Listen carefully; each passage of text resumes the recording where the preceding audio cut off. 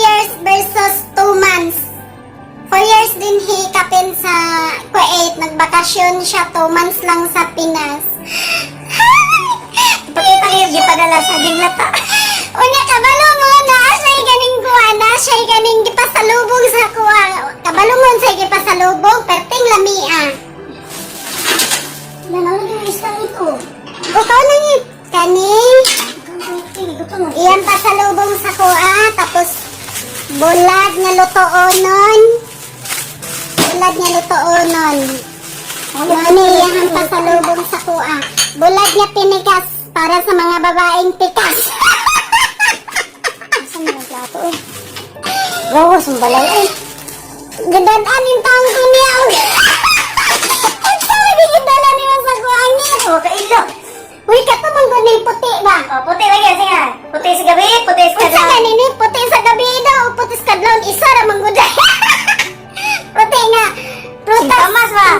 singkamas, at talong, sigarilyas at mani. Akong paliwa na nagala.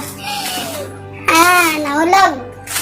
O, saan ako sa ingat be? O kaning, ang sa maningit kaning kuan? Hima! Yema, Ug kabalo mo ang pinakalami nga gihatag niya nga gikuan sa kuha, gidala.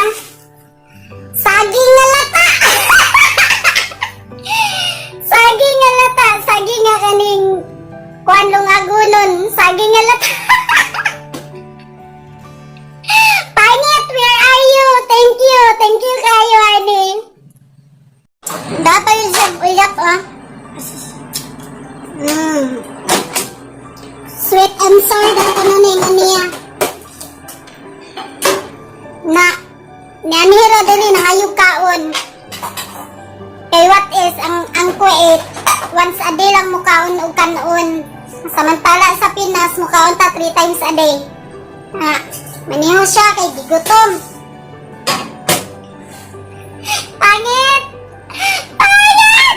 Ang pangit mo talaga guys!